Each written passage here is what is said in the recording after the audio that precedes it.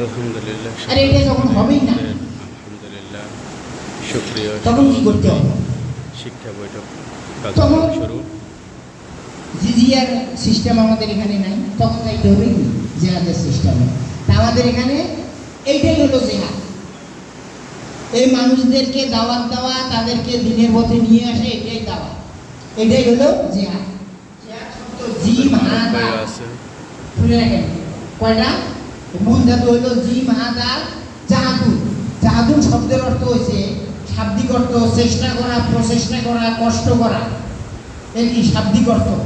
আর জেহাদের ইস্তিলাহি অর্থ হয়েছে, পরিভাষায় জেহাদ বলা হয় বুজলুম জহুদ ফি সাবিলিল্লাহ আলাই কালিমাতিল্লাহ, আল্লাহর জন্য, আল্লাহর দ্বীনকে সুদৃঢ় করার জন্য যত চেষ্টা প্রচেষ্টা আছে, সব চেষ্টা প্রচেষ্টা করার নামই হচ্ছে জেহাদ। বুজলুম জহুদ চেষ্টা প্রচেষ্টা করা, ফি সাবিলিল্লাহ আল্লাহর রাস্তায়, কি জন্য?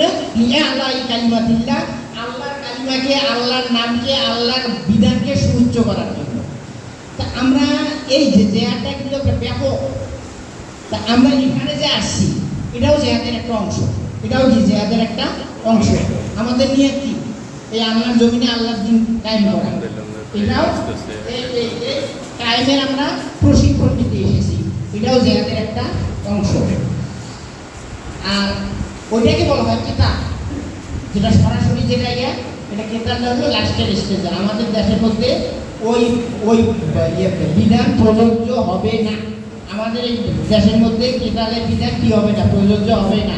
আমরা ওই যে বলি আমি আকুল বিমা আল্লাহ সবুলাই সেগুন কাফেরুন আছে জলেমুন, এখানে কাফের ফাঁসে জলেন, এদের উপর কি করে আক্রমণ করে।